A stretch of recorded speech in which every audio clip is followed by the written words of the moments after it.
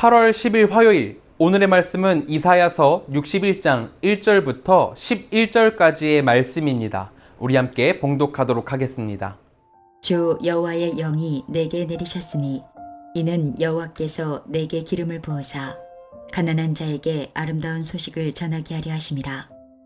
나를 보내사 마음이 상한 자를 고치며 포로된 자에게 자유를, 갇힌 자에게 노임을 선포하며 여호와의 은혜의 해와 우리 하나님의 보복의 날을 선포하여 모든 슬픈 자를 위로하되 무릇 시온에서 슬퍼하는 자에게 화관을 주어 그 죄를 대신하며 기쁨의 기름으로 그 슬픔을 대신하며 찬송의 옷으로 그 근심을 대신하시고 그들이 의의 나무 곧 여호와께서 심으신 그 영광을 나타낼 자라 일컬음을 받게 하려 하심이라. 그들은 오래 황폐하였던 곳을 다시 쌓을 것이며 옛부터 무너진 곳을 다시 일으킬 것이며 황폐한 성읍 곧 대대로 무너져 있던 것들을 중수할 것이며 외인은 서서 너희 양떼를 칠 것이요 이방 사람은 너희 농부와 포도원지기가 될 것이나 오직 너희는 여호와의 제사장이라 일컬음을 받을 것이라. 사람들이 너희를 우리 하나님의 봉사자라 할 것이며 너희가 이방 나라들의 재물을 먹으며 그들의 영광을 얻어 자랑할 것이니라. 너희가 수치 대신에 보상을 배나 얻으며 능욕 대신에 몫으로 말미암아 즐거워할 것이라. 그리하여 그들의 땅에서 갑절이나 얻고 영원한 기쁨이 있으리라. 무릇 나 여호와는 정의를 사랑하며 불의의 강탈을 미워하여 성실히 그들에게 갚아주고 그들과 영원한 언약을 맺을 것이라. 그들의 자손을 문나라 가운데에 그들의 후손을 만민 가운데에 알리리니 무릇 이를 보는 자가 그들은 여호와께 복받은 자손이라 인정하리라. 내가 여호와로 말미암아 크게 기뻐하며 내 영혼이 나의 하나님으로 말미암아 즐거워하리니 이는 그가 구원의 옷을 내게 입히시며 공의의 겉옷을 내게 더하심이 신랑이 사모를 쓰며 신부가 자기 보석으로 단장함 같게 하셨음이라. 땅이 싹을 내며 동산이 거기 뿌린 것을 움돋게 함같이 주 여호와께서 공의와 찬송을 모든 나라 앞에 솟아나게 하시리라. 오늘의 본문은 주 여호와의 영이 내게 내리셨으니 이는 여호와께서 내게 기름을 부으사 가난한 자에게 아름다운 소식을 전하게 하려 하심이라.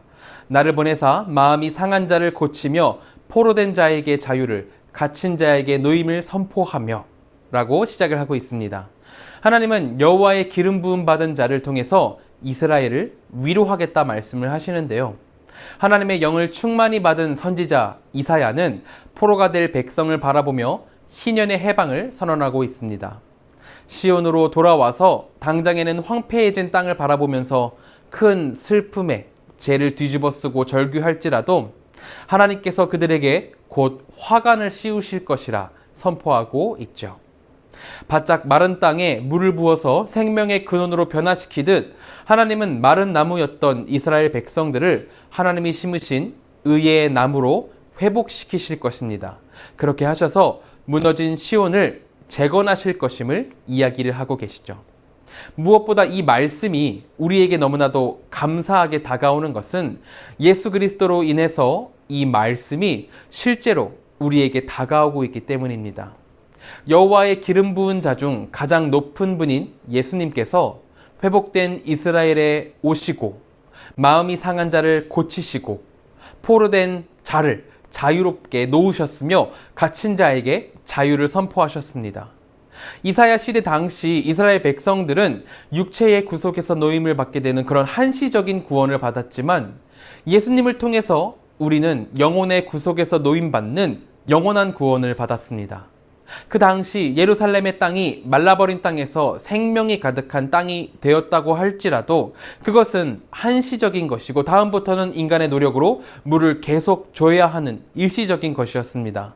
하지만 우리는 예수님의 단 한 번의 사역을 통해서 영원히 마르지 않을 생명을 얻게 된 것이죠. 이사야서에서 무효사되는 이 은혜의 해, 은혜의 때가 그 당시 백성들에게는 먼 미래에 있을 일들에 대한 모형이었다면 우리는 예수님이 이루신 은혜의 해를 직접 살아가고 있다는 겁니다. 그 놀라운 사랑 안에서 충만하게 누리며 살아가고 있다는 거죠.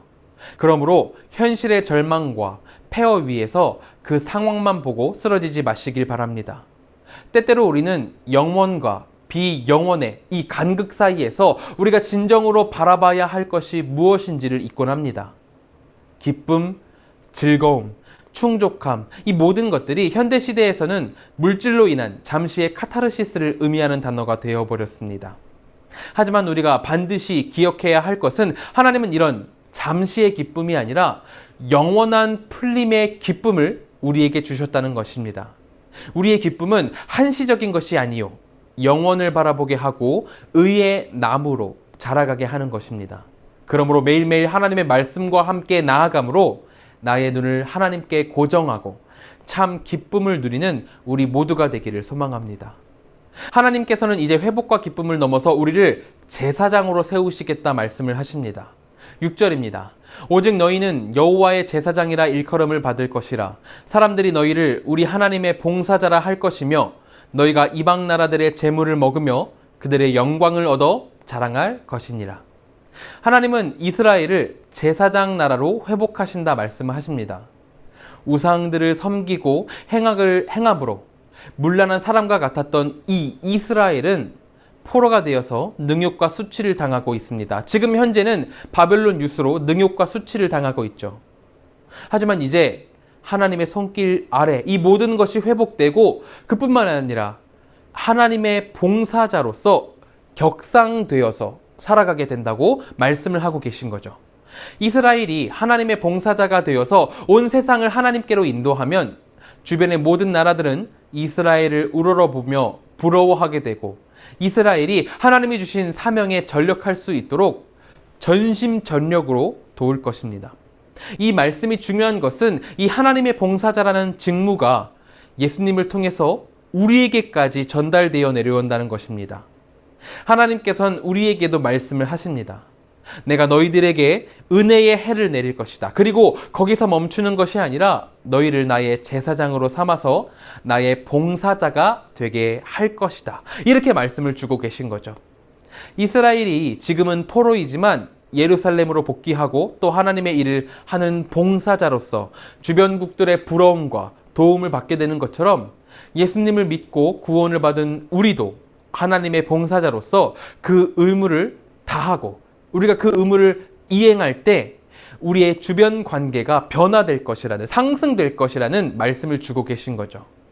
세상이 우리를 부러워하고 도리어 지원을 해주는 새로운 관계로 성장해 나갈 것이라는 것을 주님께서 말씀해 주고 계신 겁니다. 지금 우리가 상황에 따른 여러 가지 핍박과 배척으로 인해서 어려움을 겪고 있는 것은 사실입니다. 예수 그리스도를 믿는 그런 그리스도인으로 살아간다는 것이 이렇게 지치고 힘든 것이었나 하는 그런 아픔이 생각이 들곤 하죠. 하지만 우리에게 소망이 있는 것은 우리 교회 공동체가 하나님의 봉사자로서 제사장의 의무를 다해 이 세상을 살아간다면 하나님께서는 반드시 이 모든 것을 고치실 것이란 점입니다. 11절이 이렇게 말을 하죠. 땅이 싹을 내며 동산이 거기 뿌린 것을 움돋게 함같이 주 여호와께서 공의와 찬송을 모든 나라 앞에 솟아나게 하시리라. 마른 땅이 싹을 내겨서 생명이 가득하게 될 것입니다. 그런 것처럼 온 땅에 주님의 공의와 찬송이 가득하게 될 것입니다.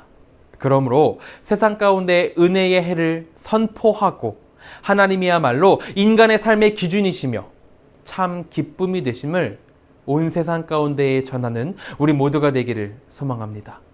우리가 그렇게 주님의 해를 선포하고 주님의 봉사자로서 살아갈 때에 주님께서 우리를 주님의 길로 인도하실 것입니다.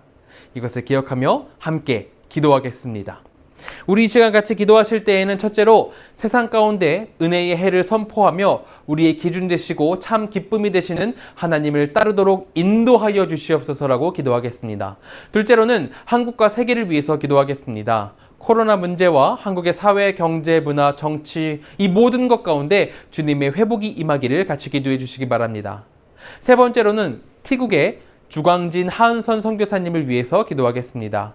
한국 방문 중에 해야 할 비자 연장, 병원 치료, 사역 관련 준비 등 모든 일정이 순탄하게 진행되도록 기도해 주시기 바랍니다. 그리고 선교사님과 가족들이 늘 주님 안에서 건강히 평안할 수 있도록 같이 기도해 주시기 바랍니다. 함께 기도하겠습니다.